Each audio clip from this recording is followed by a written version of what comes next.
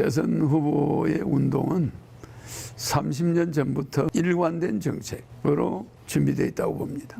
그래서 선거운동 기간에 그동안 쭉 살아온 게 선거운동이라고 생각하고 자신 있습니다. 예. 우리나라 청년들은 이 기성 정치인들이 희망을 다 뺏어갔어요. 제일 중요한 게 수능시험을 폐지해야 됩니다. 중고등학교 때부터 자기가 잘하는 한 과목만. 만약에 아인슈타인이 우리나라에 오면은 시험에 붙을 수가 없어요. 물리학을 공부할 수가 없어요. 왜?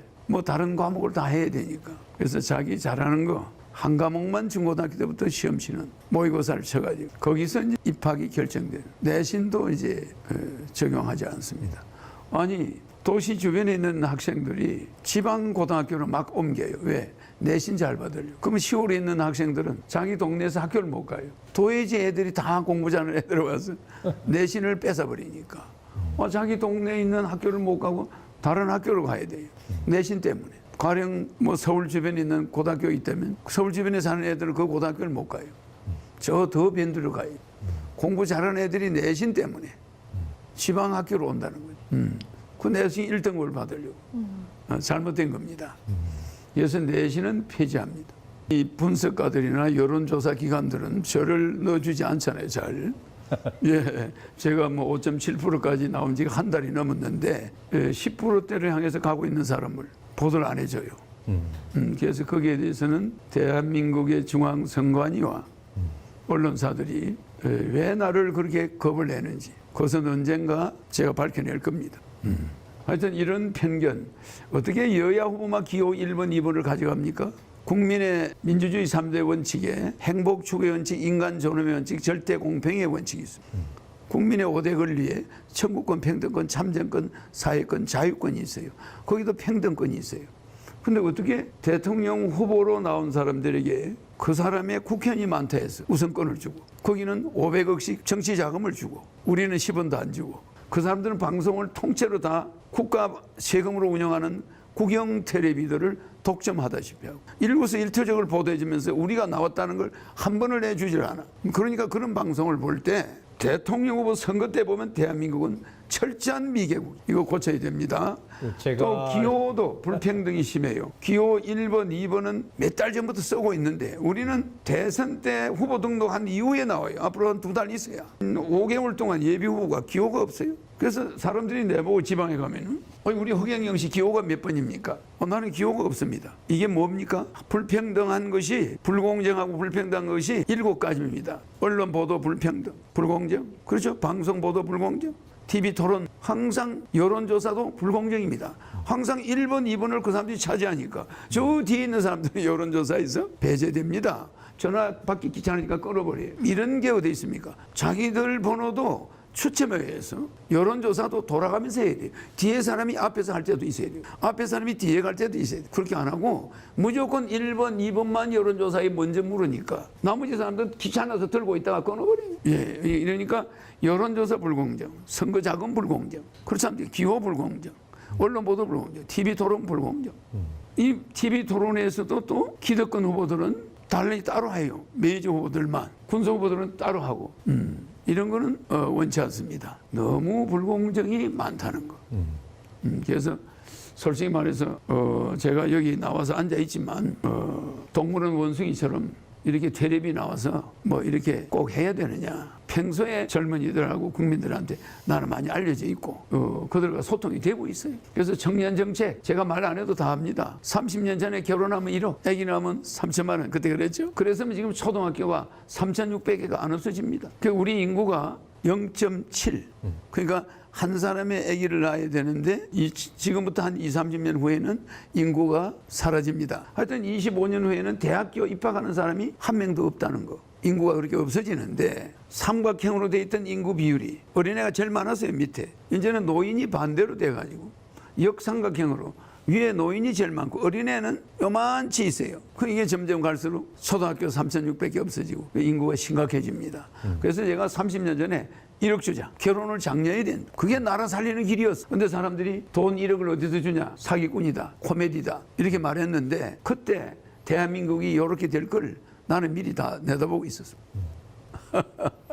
맞습니다. 그런 예견을 많이 하셨죠. 예, 예견을 충분히 했죠. 근데 경고도 하고 예견도 해봤는데 호미로 막을 걸 1년에 45조라는 출산 정책 예산을 쓰고 있어. 산모가 1억 6천씩까지 가야 될 돈인데 하나도 안 주고 다 써버려요. 16개 부처가 놀아가지고 출산 예산 자기들 뭐 다른 돈으로 용도로 다 예산 전용을 해버려요. 그러니까 산모한테는 하나도 안 갑니다. 그래서 저는 여러분들이 기성 정치인들 하는 데는 실망한 지 오래고 우리 청소년들은 정보망이 많아서 이미 그걸 다 알고 있습니다. 이 메이저 텔레비나 이런 것만 보는 노인들은 무조건 그걸 미래를 모르고 그저 많이 텔레비 나오는 사람만 찍어요. 그냥 나라는 자꾸 망해가는 겁니다. 그래서 나는 젊은이들에게 내 찍어달라 안 해요. 선전 안 합니다. 그동안 저를 지켜봤잖아요. 네, 맞습니다. 자, 이번에는요, 청년들을 위한 복지에 대한 공약을 좀 들어보고 싶은데요. 특히 최근 서울 용산 미군 기지를 청년 주택의 터로 만들고 싶다고 하는 공약이 100만 평. 무엇인지, 네, 구체적으로 좀 설명 부탁드립니다. 그 용산 미군기지 100만 평은 한강하고 다 있고 남산하고 다 있어요. 그래서 거기에 청년들을 위한 주택을 100만 호를 지어서 결혼하는 사람은 무료로 살게 전부 들어가죠. 그럼 그 주택은 뭘로 짓느냐? 거기 상가가 있습니다. 청년들을 100만 가구를 지으면 거기 상주 인구가 300만 명인데 거기에 상가가 쭉 있어요. 그 상가만 분양한 것만 가지고 청년 주택을 다 지을 수가 있습니다. 땅은 국가 거니까. 그래서 그걸 무료로 누구든지 거기서 결혼한 사람만 들어갑니다. 결혼 안 한 사람은 못 들어가요. 그리고 이혼하면 나와야 돼요. 1층은 100만 평이 전부 공원입니다. 차는 전부 지하로 들어가니까 본인이 몰고 들어가지 못합니다. 입구에서 발레가 대줘요. 모든 주차는 자동입니다. 차만 다 갖다 놓으면 갖다 놓고 자기가 시장에서 봐온 물건은 별도로 캐리어가 있어요. 올라옵니다. 그러니까 아주 전부 전자동 시스템인데 자동차 도난 사고나 주차장에서 일어나는 사고가 안 일어납니다. 국민이 주차장을 갈 이유가 없어요. 1층은 전부 잔디밭이에요. 100만 평이. 그리고 기둥들이 한 10m 기둥이고 그 위에 아파트가 들었어요. 그러니까 밑에는 전부 공원입니다. 그리고 그 옥상은 전부 50층인데 그 50층 옥상이 전부 공원이에요.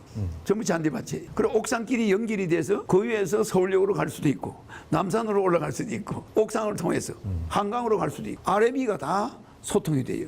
그 위에서도 자전거 주차장에서 자전거 타고 서울 시내 어디든 갈 수 있고 또 밑에서도 자전거 타고 한강으로도 갈 수 있고 아주 그런 특수한 공간을 첨단 주택입니다. 그러니까 엄청나게 상상할 수 없는 최고의 주택을 만들어드리겠다. 그러니까 복지 예산이 이명박 대통령이 있을 때 국가 예산이 약 200조였습니다. 복지 예산이 한 40%가 됐어요. 100조가 안 됐죠.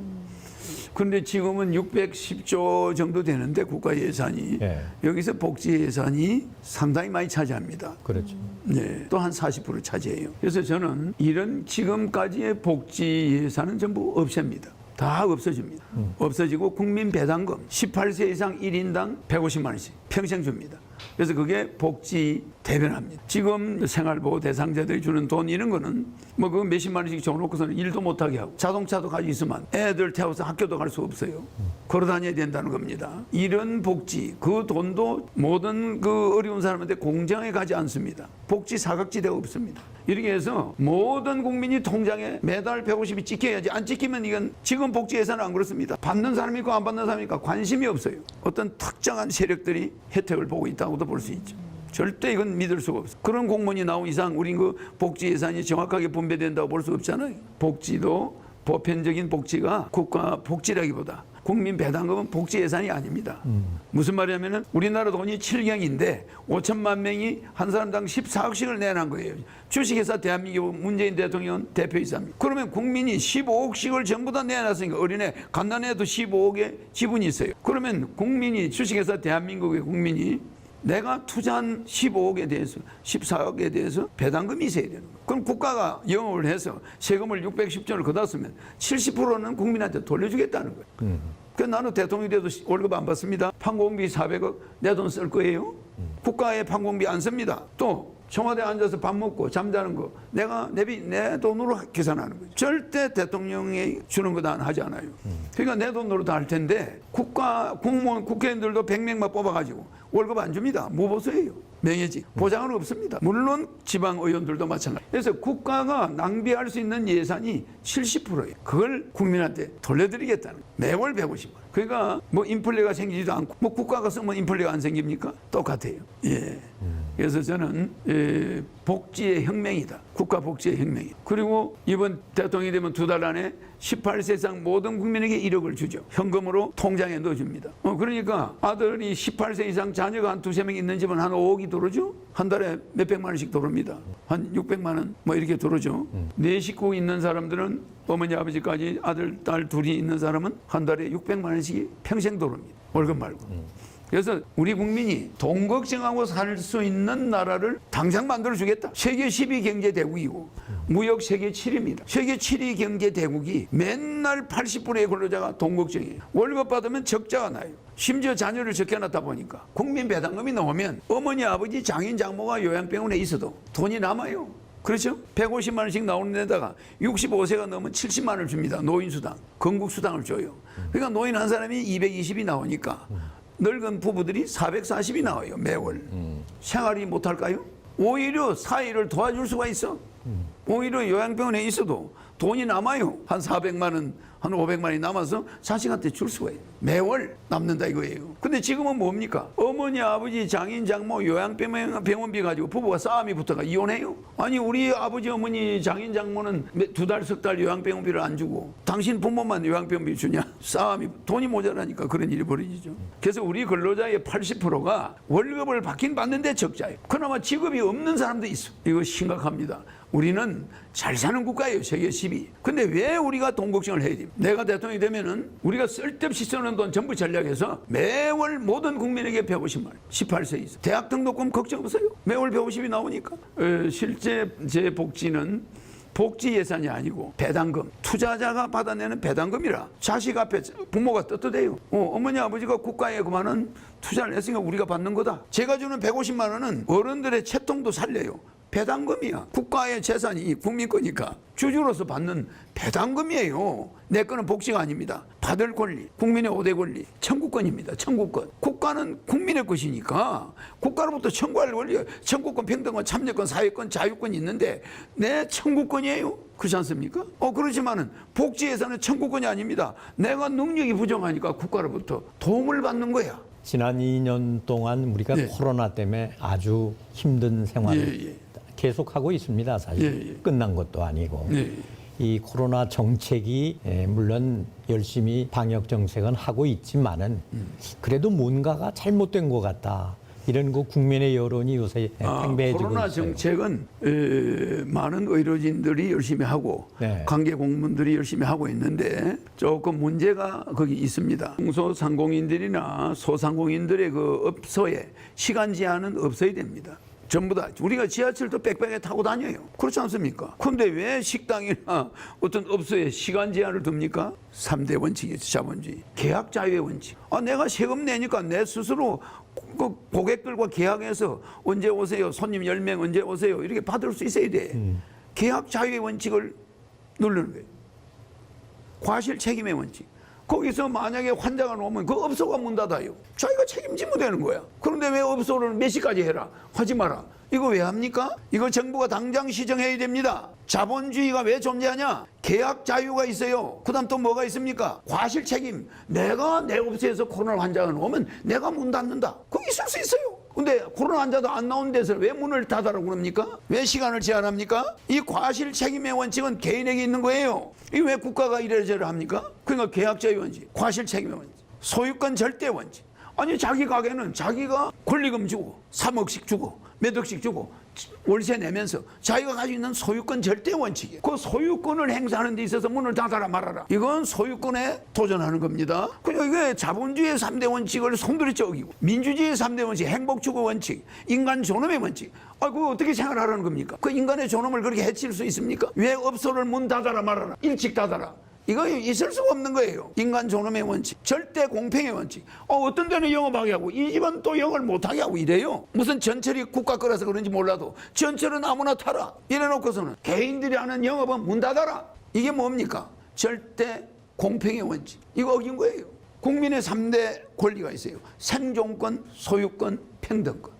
이왕에 평등권도 위배한 거예요. 생존해야 되잖아. 밥을 먹어야 되잖아. 그러면 영업을 해야 돼. 그 생존권을 위배해 놓고서는 보상도 안 해줘. 지금 선진국도 OECD 선진국은 코로나로 인한 보상이 평균이 8천만 원이에요. 1년에. 근데 우리는 평균이 200만 원도 안 돼. 이 뭐 하는 겁니까? 예산은 국가가 다 닦아 쓰고 소상공인은 그냥 문 닫아 임마. 너희는 굶어 죽어도 돼. 이런 나라가 어디 있습니까? 코로나는 반드시 우리한테 무슨 대가를 지불하고 가게 돼 있어요. 그냥 온 게 아닙니다. 그냥 뭐 우리 코로나가 여기 우리나라에 전 세계에 온 것은 반드시 인간들에게 뭔가 보상을 받고 가게 돼 있어요. 너가 환경을 깨끗이 하고 손발을 자주 씻고 너가 남 인간에 대한 존엄성을 유지하고 노인들에 대한 대우를 잘하고 노인들의 건강을 잘 보살피고 이럴 때 가난한 자들을 보살피면서 저 아프리카 같은데 그 어렵게 사는 사람들 비위생적인 걸 다 화장실을 만들어주고 수세식을 만들어주고 이렇게 전 세계인들에게 아픔을 나눌 때 코로나는 가는 거예요. 소상공인들에게 계속 제한을 이런 식으로 하다가는 소상공인들이 가정이 파괴돼요. 수많은 사람의 가정이 파괴되고 자포자기가 됩니다. 이거 절대 코로나 대책은 지금이라도 관계 공무원들은 정부는 빨리 소상공인들의 영업시간 제한 철폐해야 됩니다. 제가 마신 소상공인 대표자 같으니. 네. 인간의 보편적인 행복을 100% 돌려드리죠. 그리고 인간이 우리가 효도가 있는데 부모에 대한 효도를 제일 먼저 우리가 생각해야 되는데 나이 드신 분이 그냥 혼자 사시면서 그냥 화장실에서 돌아가시고 길에서 쓰러지고 가족이 없는 사람이 많아요. 1인 가족이 많죠. 그래서 우리가 옛날에는 3대 효도가 있는데 물효, 3대 효도의 3대 요소가 물효, 심효, 대효. 제일 처음은 의식주 해결해 주는 게 그 효도라고 생각했어요. 근데 요새는 그렇지 않습니다. 자식 낳아주는 거 장가 빨리 가서 시집 장가 가서 애 낳아주는 게 효도야. 그게 마음의 효도, 심효. 부모의 물질을 주는 거는 물효, 제일 낮은 효도. 그보다 조금 높은 게 심효, 마음의 효도. 부모님 마음 편케 해주는. 직장도 빨리 구하고. 근데 지금 직장 구해집니까? 세 번째 가장 큰 효는 대효. 출세해가지고 부모님의 이름을 높여주는 거. 아무개 아들이다 저게. 그래서 우리는 물효, 심효, 대효. 이게 효도의 3대 요소입니다. 그러면 3대 효도가 있어요. 생전지요. 부모님이 살았을 때 효도하는 거. 두 번째 사후지요. 부모님이 돌아갔을 때 부모님 욕 안 먹이는 거. 사후에 부모님의 산소라든지 여러 가지 부모님의 유품을 잘 관리하고 유산 상속 싸움 안 하고 부모님한테 부끄럽지 않게 해야 돼요. 마지막 세 번째 효도는 사모지요. 항상 돌아가신 부모님이 어떻게 살았다. 그냥 내가 이렇게 방탕하게 살면 되냐. 우리 어머니는 모시적삼 하나 가지고 평생 사셨는데 내가 이거 100만 원짜리 옷을 맨날 사 입으면 되겠냐. 맛있는 음식을 먹어도 우리 어머니는 맨날 뼈다귀만 좋아하신다고. 고기 생선 대가리만 좋아한다. 살코기는 내한테 주면서 엄마는 그런 거 못 먹는다. 나는 살코기가 물렁물렁해서 싫다. 뼈다귀가 좋다.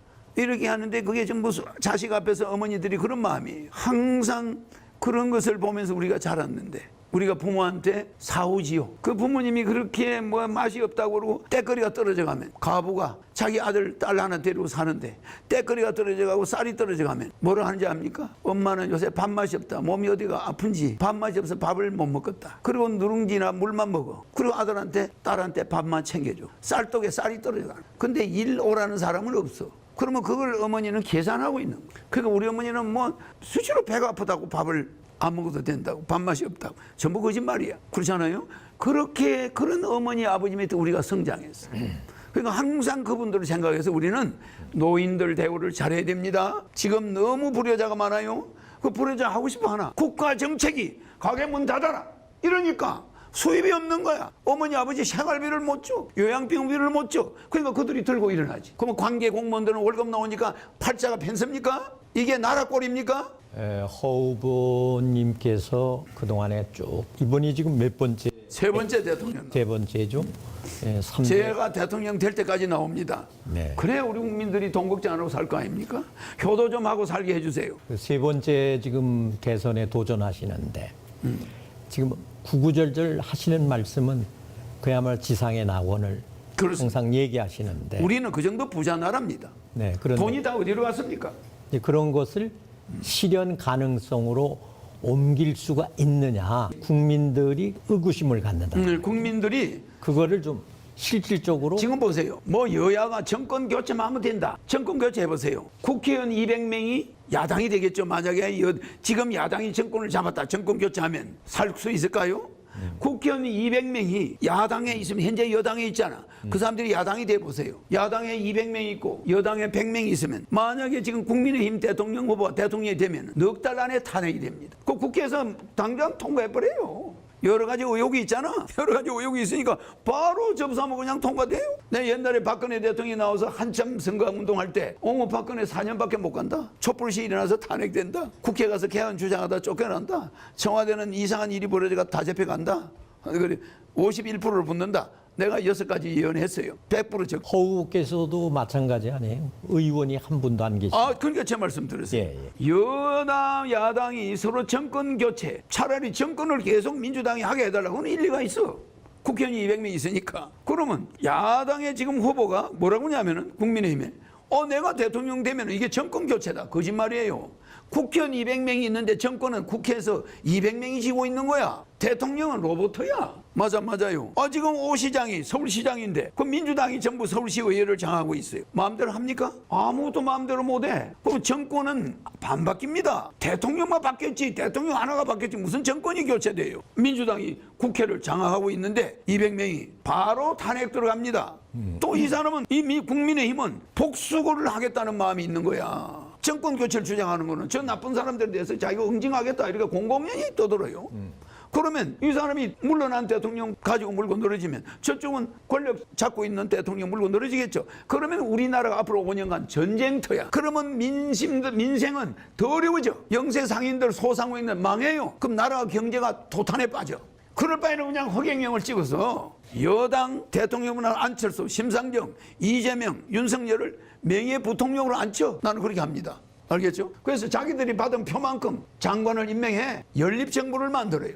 난 대통령만 하는 거지. 헌법 76조 1항에 대통령 긴급 비상재정명령권이 있어요. 그러니까 대통령 되자마자 그날부로 사인합니다. 책상 위에서. 국민에게 1차 2천조. 바로 국민들한테 1억씩이 갑니다. 국회에는 사후 통보하면 돼요. 그러니까 김영삼 대통령이 대통령 되자마자 금융실명제 국회 통과했습니까? 안 했습니다. 바로 그냥 대통령 긴급재정명령권으로 탁 지시해요. 왜? 국회에 가서 통과하려고 하면 어떤 일이 벌어지냐. 비밀이 다 새버려요. 지하자금이 다 달아나버려요. 그러니까 대통령은 긴급재정명령 헌법 76조 1항이 있어요. 단 헌법 76조 2항 3항에 보면 뭐가 나오냐. 긴급재정명령권을 행사한 대통령은 신속히 사후에 국회 승인을 얻어야 된다. 이렇게 돼 있어요. 그거요. 승인 얻은 사람 없습니다. 이미 금융실명제 실시돼 버렸는데 국회 가서 승인. 그거는 서류적인 절차예요. 그거는 아무 문제가 없는 겁니다. 그래서 박정희 대통령도 9번 긴급명령권을 했는데 그중에 8개는 긴급 명령이고 나머지 1개는 국민들의 부채를 해결해 주기 위해서 사채 동결을 했습니다. 그게 긴급재정명령권 하나예요. 그다음 김영삼 대통령이 2번째로 썼어요. 제가 3번째 쓰는 겁니다. 예. 아주 제가 일반 정치인으로 보면 큰 오산입니다. 확실한 일관성 있는 정책을 30년 가지고 있었고 언제나 서민들 편에 있으면서도 부자들 편도 들어요. 상속세 폐지, 정연세 폐지. 근데 지금 쭉 말씀하신 거이 하나하나가 다 실현 가능하다. 100% 실현 가능하고 이거를 우리가 통과하고 이걸 실현하지 못한 대한민국은 희망 없습니다. 맨날 권력 싸움이에요. 국회가 뭐 하는 데냐? 권력을 잡기 위한 전쟁터예요. 국민하고는 무관해. 그럼 그 사람들은 뭐 합니까? 맨날 물밑으로 전쟁을 하고 있어. 그 안에 국민들은 구로키 상태에 지금. 대한민국 근로자 80%가 월급 받으면 그 다음날 다 없어지고 허탈해가지고 일할 맛이 없어. 근데 배당금이 나와요. 콧노래 부르면서 직장가. 마음이 안정돼요. 부부싸움이 90%가 없어져. 돈이 많이 들어오니까 배당금이 들어오니까. 그렇겠죠? 제가 허경영 후보의 육성을 3번이나 전화를 통해 들었습니다. 들었습니까? 예. 4번째는 제가 끊어버렸어요. 왜 끊었습니까? 똑같은 얘기니까. 똑같은 일. 예. 요새 좀 다릅니다. 새해 인사가 있고 크리스마스 인사도 있어요. 예. 뭐 그거는 뭐 인사니까 뭐 특별합니다만은 예. 그런데 그렇게 많은 유권자들에게 무작위로 전화를 걸어야 할 정도면 엄청난 열정과 비용이 따라가는데 네, 그렇습니다. 그 예산은 어떻게? 그것은 몇백억이 들어가더라도 예. 안 하게 되면은 대통령 안 나와야죠. 왜? 여론조사도 안 넣어주고 텔레비도 안 내보내줘요. 이런 편파 보도 이것 때문에 내가 대통령 안 나온 줄 알아요. 여야만 맨날 텔레비 나오니까 기호 1번, 2번만 있는 줄 알아. 안철수하고 뭐 심상정 이런 사람만 있는 줄 아니까 허경영이가 정발해버렸어. 그래서 나는 전화로라도 허경영이가 나와 있습니다. 투표해 주세요. 여러분 투표 이번 투표가 대한민국의 여러분 자식들을 거지를 만드느냐 아니냐 이게 이번에 결정 나는 거예요. 허경영이가 되면은 공부 못하는 자식, 시험에 가서 10번 입사시험에 떨어지는 자식 다 생활이 안정돼서 결혼할 수 있어. 부부 300만 원이 나오잖아요. 또 1억을 주잖아요. 다 살 수가 있어요. 부인도 1억, 남자도 1억. 결혼하면 또 얼마 나오는지 압니까? 3억을 줘요. 그러면 돈이 얼마야? 5억이 들어오잖아요. 그러다 매달 또 300이 들어오잖아요. 아무리 능력 없는 사람, 직장이 없는 사람, 인간답게 살 수 있어. 저보고 왜 전화하느냐? 허경영은 철저히 내가 만약에 시중에 KBS 나와서 이런 걸 1시간만 떠들면 그들은 그냥 대통령 다 떨어져. 그거 다 알고 있어, 그들은. 허경영 나오는 걸 막아라. 이러고 있겠죠. 대통령 후보들은 다 애국자가 되려고 하는 겁니다. 대통령 후보 돼서 돈 벌려고 하는 사람 없습니다. 이재명 후보, 또 윤석열 후보 다 훌륭하고 다 공직자로서 모범생들이 그들을 더 이상 검증하는 거는 그거 좀 이상한 겁니다. 지나치게 쓸데없이 검증하는 거예요. 그 뭐 부인에 대해서 검증하는 거 뭐 무슨 현미경을 들고 다니면서 검증하는데 그거는 평범한 아내로서 나는 훌륭한 아내라고 나는 봐요. 그들이 결혼을 잘했다는 게 내가 첫 번째. 내가 그들 아내나 뭐 그들 부인들 보면은 우리 윤석열 후보나 이재명 후보가 부인 하나 잘 만나는 데는 아주 소질이 있다고 난 봐요. 다 좋아요. 근데 우리 국민들은 거기다 현미경 들이대고 뭐가 위조됐다 뭐가 어떻다 그걸 샀는데 그거는 솔직히 옛날 우리 문화가 좀 그런 문화가 있었잖아요. 그렇죠. 예, 그거를 가지고 너무 파재끼니까 윤석열 후보 부인도 뭐 사람이 좋아 보이고 이재명 후보 부인도 보통 부인이 아니에요. 그 이재명 후보고 윤석열 후보가 마음에 들어요. 다 좋고 대통령 자격도 있어요. 또 카리스마도 있습니다. 그분들이 다 잘할 수 있어요. 그러나 나라가 이렇게 위기 때는 그분들의 정책이 마음에 안 들어. 정책이 그들의 정책이 국민이 살 수 없는 정책이 월 8만 원 줘가지고 못 살아요. 그게 마음에 안 들지. 그분들이 인간적으로 내 100% 그런 사람이 내 친구라면 100% 환영하죠. 예. 나는 그분들이 도덕적으로 문제가 없다고 생각합니다.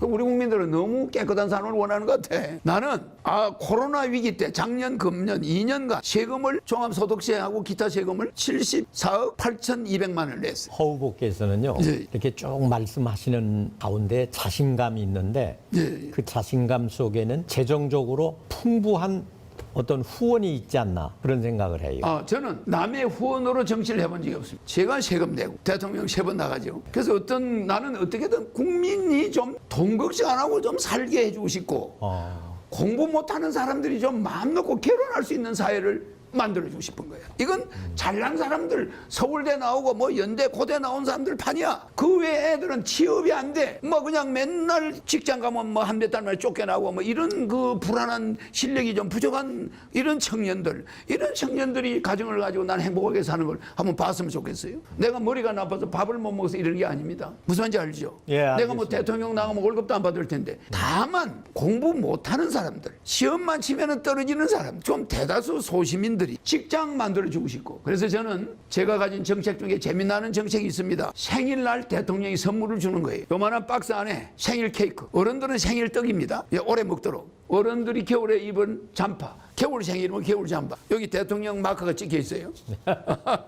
겨울 잠바 또 어린애들이 뭐 여름 선물이면 또 뭐 다른 거 또 뭐 야구 장갑 글러브 뭐 하여튼 다양한 선물을 나이별로 준비해 가지고 박스 안에 5가지가 들어갑니다. 금일봉 10만 원 생일 축하금이에요. 1살짜리한테도 보내고 100살짜리한테도 보냅니다. 그게 생일날 딱딱 도착해요. 거기에 돈 10만 원 대통령의 생일 축하 카드 대통령의 편지가 들어있어요. 그 안에 케이크가 들어있고 그 안에 선물이 들어있어요. 이 5가지의 박스가 생일날마다 옵니다. 각 지역별로 그것이 담당이 돼가지고 나갑니다. 각 도별로. 그러니까 지역 경제가 살아요. 여러 제품이 들어가니까. 그래서 이 생일 선물을 주게 되면은 그 생일날 그걸 나는 어려서 생일을 한번 먹어본 적이 없잖아요. 6.25 때 났습니다. 50년 1월 1일. 태어난 지 6개월 만에 전쟁이 나니까 어머니 아버지가 다 돌아가죠. 그래서 남의 집에 시골에서 머슴을 살아. 진주에서. 초등학교 때 머슴 사는데 공부만 하면 책을 뺏어가지고 찢어버리는 그 주인 아저씨한테 들키면 받아가지고 그럼 내가 책만 구해놓으면 찢어버려. 그 책을 여기다 숨겨가지고 밭에서 일하면서 공부를 했어요. 그러다 딱 들키면 이거 다 뺏기고 얻어 터지고. 그러니까 이런 식으로 공부를 도둑질 하듯이 공부를 하면서 초등학교 때 사서삼경 등 한 50여 권의 한문책을 떼요. 그리고 나서 이제 고등학교까지 영어책을 다 뗍니다. 초등학교 시절에. 고등학교 3학년 영어까지 떼요. 예.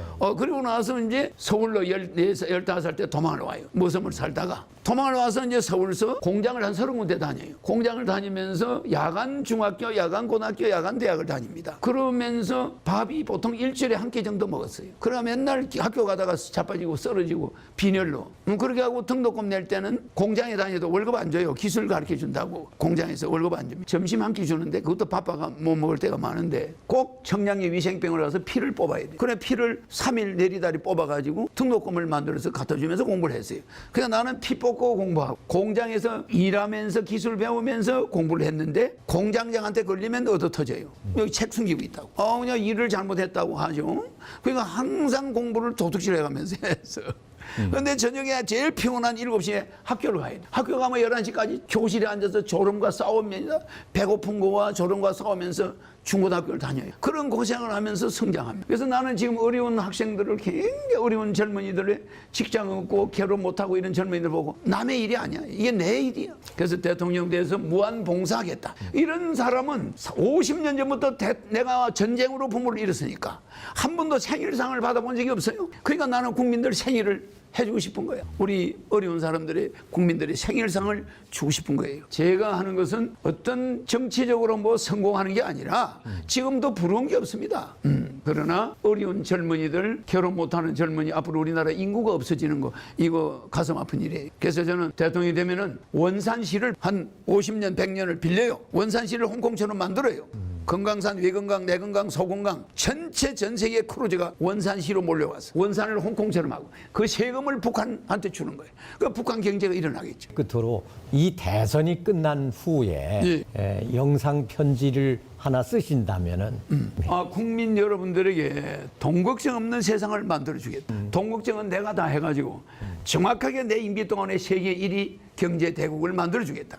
지금 우리가 3만 불이잖아요. 내가 10만 불로 올려 세울 수 있는 기술이 있습니다. 대한민국 부자 만드는 거 간단합니다. 아까 원산시 이야기했죠.